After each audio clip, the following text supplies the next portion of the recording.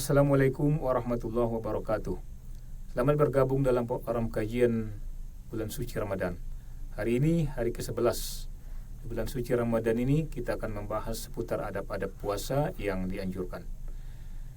Segala puji bagi Allah Subhanahu wa taala yang menyampaikan harapan orang yang berharap melampaui apa yang ia inginkan dan yang beri kepada orang yang meminta tambahan di atas apa yang ia minta.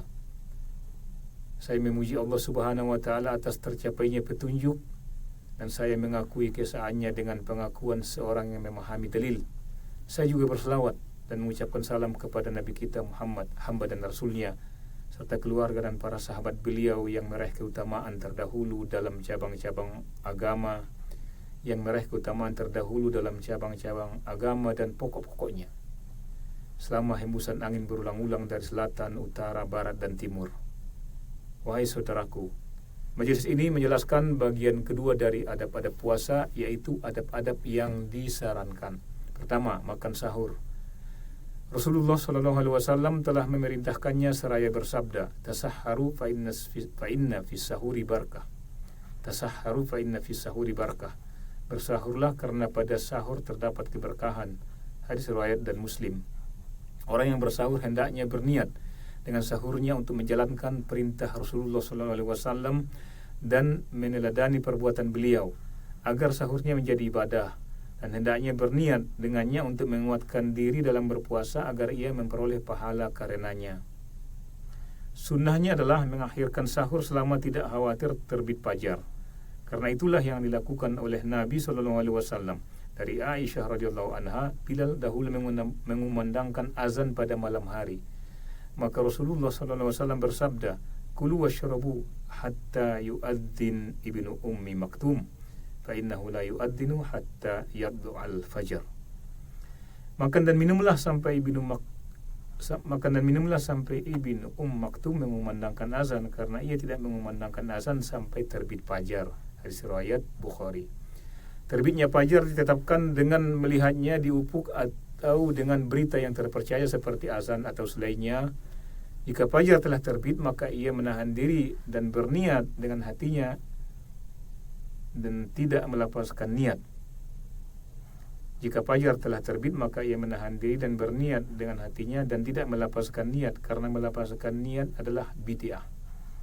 Kedua, menyegerakan berbuka. Termasuk adab puasa yang dianjurkan adalah menyegerakan berbuka, segera berbuka jika telah yakin matahari terbenam dengan melihatnya, atau kuat dugaan terbenam berdasarkan berita yang terpercaya seperti azan atau selainnya.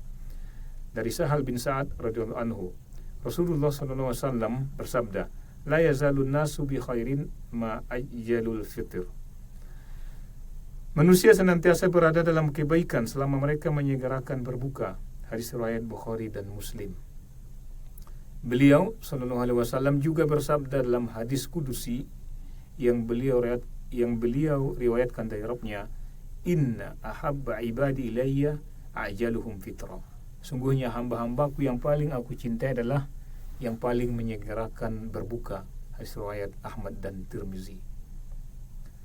Sunnahnya berbuka dengan rutab, kurma yang segar, kurma basah segar. Jika tidak ada, maka dengan kurma kering.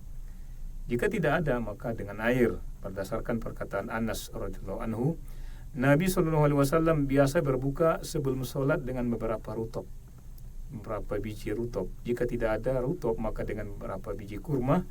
Jika tidak ada kurma, beliau meneguk beberapa teguk air. Hadis riwayat Ahmad, Abu Daud, dan Tirmizi. Jika ia tidak mendapatkan rutab, kurma maupun air, maka ia berbuka dengan makanan atau minuman halal yang mudah didapati.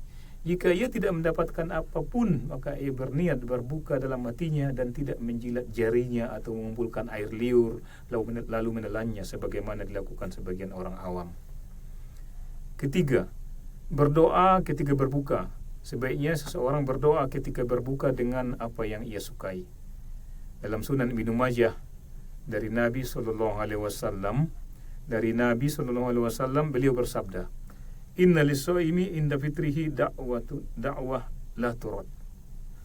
Sungguhnya bagi orang yang berpuasa ketika berbuka adalah doa yang tidak ditolak. Sungguhnya bagi orang yang berpuasa ketika berbuka ada doa yang sungguhnya bagi orang yang berbuka ketika berbuka puasa ada doa yang tidak ditolak. Rasulullah sallallahu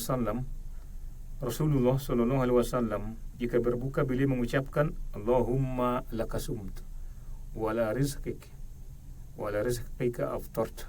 Ya Allah, karenamu aku berpuasa dan dengan rezekimu aku berbuka. Dhahaba dhama wabtallatil uruq wa thabatal ajr insyaallah. Rasa haus telah hilang.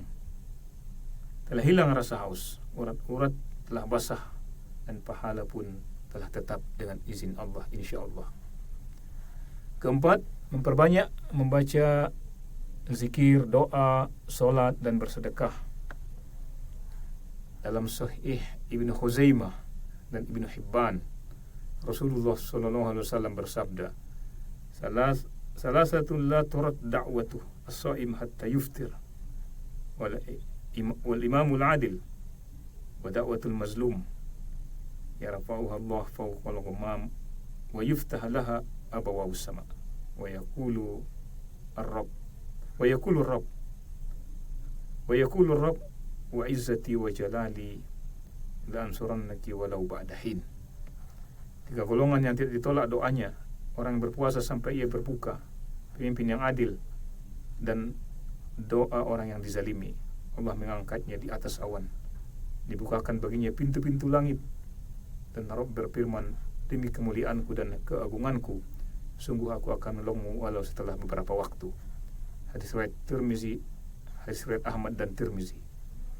Dalam Sahih Bukhari dan Muslim dari Ibnu Abbas radhiyallahu anhuma, ia berkata, Rasulullah sallallahu alaihi wasallam adalah manusia yang paling dermawan, dan kedermawanan beliau paling besar pada bulan Ramadan ketika Jibril menemui beliau lalu mengajarkan Al-Quran kepadanya.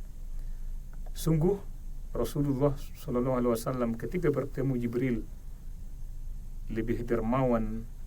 Sungguh Rasulullah sallallahu alaihi wasallam ketika bertemu Jibril lebih dermawan dalam kebaikan daripada angin yang bertiup kencang.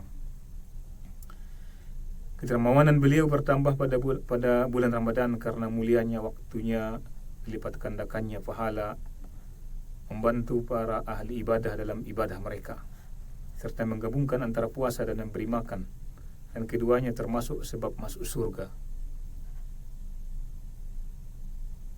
Dalam Sahih Muslim dari Abu Hurairah radhiyallahu anhu bahwa Rasulullah sallallahu alaihi wasallam bersabda, siapa di antara kalian yang pagi ini berpuasa? Abu Bakar menjawab, saya.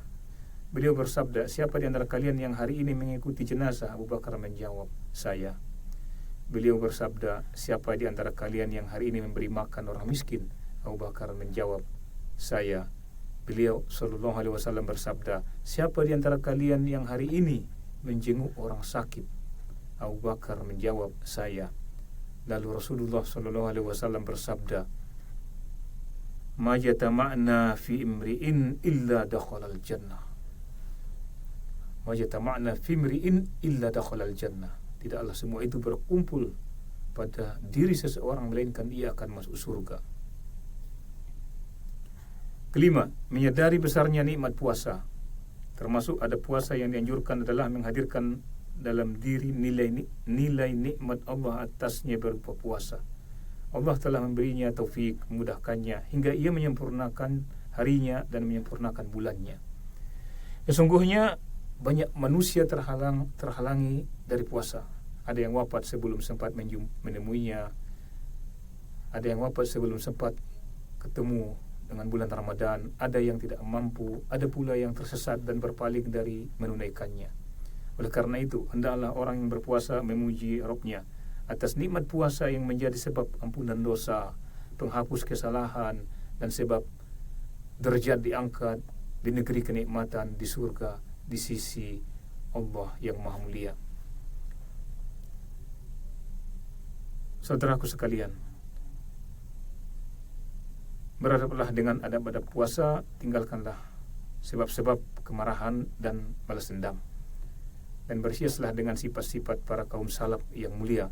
Sungguhnya Yang akan memperbaiki akhir umat ini hanyalah apa yang telah memperbaiki awalnya, yaitu ketaatan dan menjauhi dosa-dosa. Ibnu Rajab rahimahullah berkata, orang-orang yang berpuasa terbagi menjadi dua tingkatan.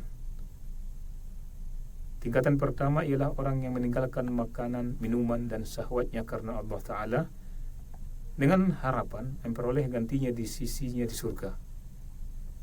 Orang seperti ini berarti telah berniaga dengan Allah dan bermuamalah dengannya. Allah tidak akan menyia-nyiakan pahala orang yang berbuat baik, dan siapa yang bermuamalah dengannya, dengan Allah, tidak akan merugi, bahkan ia akan memperoleh keuntungan yang paling besar. Rasulullah sallallahu alaihi wasallam bersabda kepada seorang lelaki, "Innaka lan tada'a syai'an ittaqa Allah illa ataka Allahu khairan min." Sungguhnya engkau tidak akan meninggalkan sesuatu karena takwa kepada Allah, melainkan Allah akan memberimu yang lebih baik darinya. Hadis riwayat Ahmad. Maka orang yang berpuasa ini akan diberi di surga apa yang ia kehendaki berupa makanan, minuman, dan wanita. Allah Ta'ala berfirman, "Kulu washrabu hani'an bima aslaftum fil ayyamil khawaliyah." Makan dan minumlah dengan nikmat karena amal yang telah kamu kerjakan pada hari-hari yang telah lalu. Mujahid dan selainnya berkata, ayat ini turun tentang orang-orang yang berpuasa. Dalam hadis Abdurrahman bin Samurah tentang mimpi yang dilihat Nabi SAW disebutkan, "Wa ra'aitu rajulan min ummati yalhas atasan kullama dana min haudi muni'a wa turid faja'ahu siyamu Ramadan fasaqah wa arwah." Aku melihat seorang laki-laki dari umatku terengah-engah karena haus. Setiap kali mendekati telaga, ia dihalangi dan diusir. Lalu datanglah puasa Ramadan, maka puasa itu memberinya minum dan menghilangkan dahaganya. Wahai kaum muslimin, wahai pendengar yang budiman, dimanapun berada, tidakkah ada yang memohon pada bulan ini kepada Allah? Tidakkah ada yang memohon pada bulan ini kepada Allah? Tidakkah ada yang menginginkan apa yang Allah siapkan untuk orang-orang taat di surga? Barang siapa menginginkan kerajaan surga, hendaklah ia tinggalkan malas dan hendaklah ia bangun di gelap malam menuju cahaya Al-Quran, dan sambunglah puasa dengan puasa, sebab hidup ini fana. Sesungguhnya kehidupan yang sejati adalah bertetangga dengan Allah di negeri keamanan. Tingkatan kedua, orang berpuasa di dunia dari selain Allah. Orang berpuasa di dunia dari selain Allah, ia menjaga kepala, menjaga perut, mengingat kematian dan kebinasaan, menginginkan akhirat, lalu meninggalkan perhiasan dunia. Maka hari raya Idul Fitri adalah hari ia bertemu Rabb-Nya, dan kegembiraannya adalah ketika melihatnya. Allah berfirman, "Man kana yarju liqa Allah fa inna ajallahi la'at wa huwas samiul alim." Barang siapa mengharap pertemuan dengan Allah, barang siapa mengharap tingkatan kedua, orang yang berpuasa di dunia dari selain Allah, ia menjaga kepala, menjaga perut, mengingat kematian dan kebinasaan, menginginkan akhirat, lalu meninggalkan perhiasan dunia. Maka hari raya Idul Fitrinya adalah hari ia bertemu Rabb-Nya, dan kegembiraannya adalah ketika melihatnya, ketika melihat Allah. Allah berfirman, "Man kana yarju liqa Allahi fa inna ajalallahi la'at."